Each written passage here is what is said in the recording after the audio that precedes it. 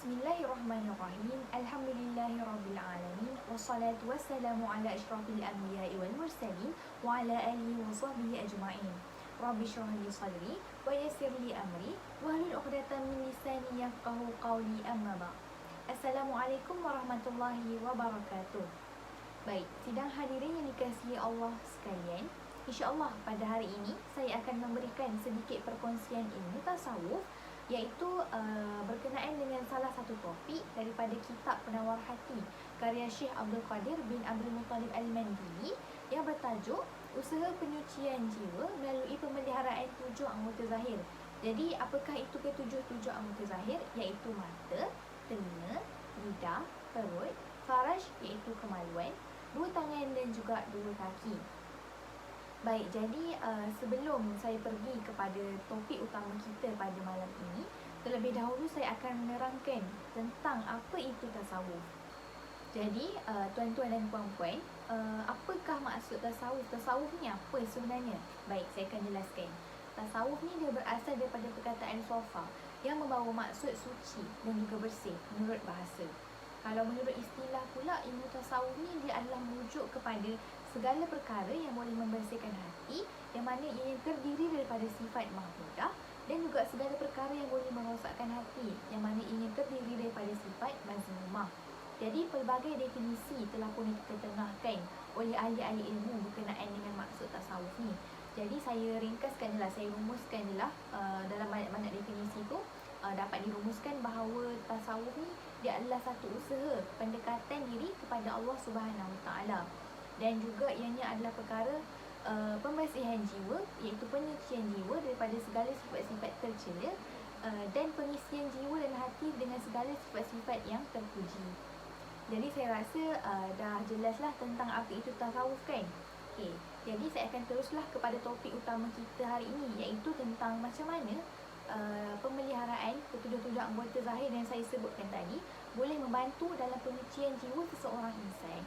Baik, seperti mana yang kita tahu, ketujuh anggota inilah merupakan kurniaan daripada Allah Subhanahu Wa Taala kepada manusia, yang mana kelak akan dipertanggungjawabkan. Dan dengan ketujuh anggota ini jugalah manusia dapat menjalani kehidupan seharian dengan baik dan dapat meneruti jalan untuk melakukan penyucian jiwa ataupun berbuat sebaliknya. Jadi baik, kita akan pergi kepada anggota yang pertama, iaitu mata. Jadi dengan mata, kita sebagai manusia gunakan mata untuk apa? Untuk melihat, membaca, mencari jalan dan sebagainya.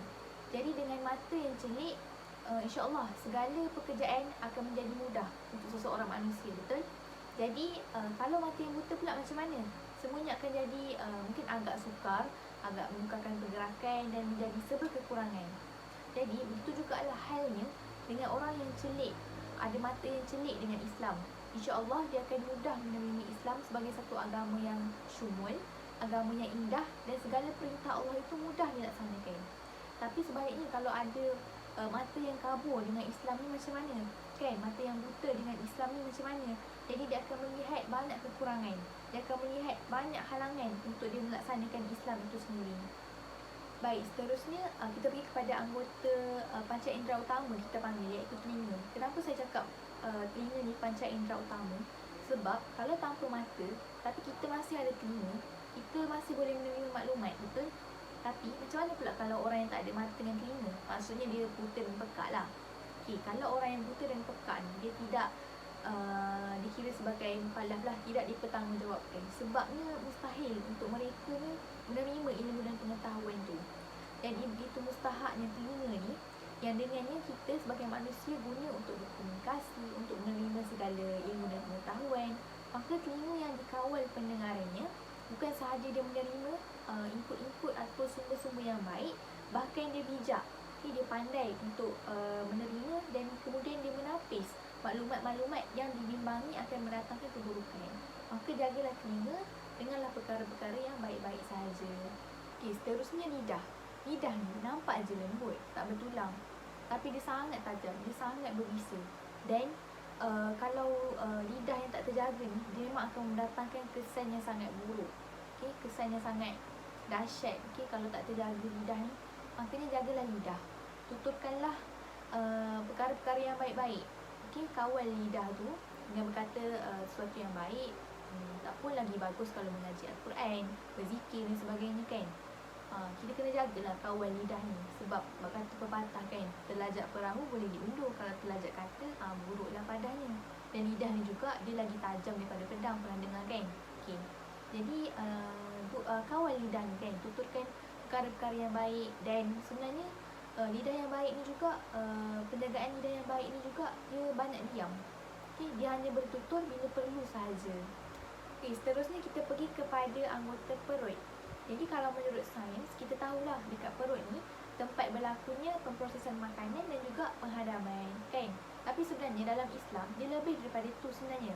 Perut ni, dia bukan sahaja pemprosesan makanan ke penghadaman ke, tapi kalau menurut Islam, iaitu menurut Imam Al-Ghazali daripada kitabnya Ihya Ulumuddin, dia menyatakan bahawa perut ni adalah sumber ataupun punca datangnya segala penyakit dan juga nafsu syahwat. So, dua-dua tu bermula daripada perut sebenarnya. So, maka jagalah, kawallah perut kita baik-baik. Sebab di situlah punca datangnya nafsu syahwat dan juga segala penyakit dan bencana. Baik, seterusnya adalah faraj ataupun kemaluan, yang mana menurut Syekh Abdul Qadir, iaitu pengarang kitab Penawar Bagi Hati ini sendiri, beliau memberitahu bahawa anggota ini adalah kurniaan Allah Ta'ala kepada manusia, di mana dengannya manusia dikurniakan zuriat keturunan. Maka kita perlulah pelihara anggota ini daripada berbuat zina, dan juga perlulah pelihara pandangan daripada melihat yang bukan mahram. Dan bukan itu sahaja, kita juga perlu mengelakkan daripada berfikiran yang tidak elok dan juga menjaga pemakanan. Sebab dengannya natijahnya, dengan kekenyangan akan membawa kepada nafsu syahwat yang membuak-buak. Seterusnya kita pergi kepada anggota tangan. Seperti mana yang kita tahu, tangan ni kita gunakan tangan dalam pekerjaan harian kita, betul? Alat, tangan ni lah alat yang bantu kita buat pekerjaan kita sehari-hari. Jadi gunakan tangan ni dengan cara yang baik. Pelihara tangan ni untuk buat perkara yang baik. Contohnya apa? Kita kan guna untuk tolong orang, kan? Kita guna tangan untuk makan, kan? Tolong orang, boleh bersedekah. Dan kita elakkan daripada gunakan tangan ni untuk buat perkara yang tak baik. Contohnya mencuri, kan? Buat orang dan sebagainya. Begitu juga dengan kaki. Kaki anggota yang bantu kita untuk bergerak, kan? Berjalan. Kaki ni juga anggota yang bantu kita untuk sampai kepada destinasi yang dituju.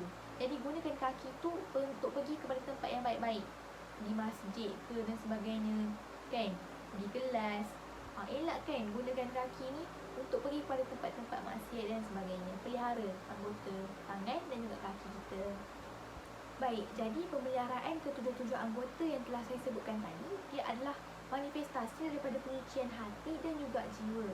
Jadi lahirnya hati yang suci, jiwa yang suci, jiwa yang bersih itu datangnya daripada pemeliharaan anggota yang baik. Tak kisahlah dari sudut zahir dan juga batinnya. Jadi kita sebagai Muslim adalah wajib bagi kita untuk merawat hati. Dia adalah satu perkara yang utama untuk kita merawat hati ni. Okay, sebab apa? Sebab hati inilah tempat turunnya hidayah. Hati inilah tempat turunnya rahmat dan kasih sayang Allah Subhanahu Wa Taala. Jadi saya rasa setakat itu sahaja perkongsian daripada saya pada anda semua untuk hari ini. Semoga Allah limpahkan hidayah, inayah, taufik dan juga barakah kepada kita semua, insya-Allah. Jadi wallahu a'lam. Assalamualaikum warahmatullahi wabarakatuh.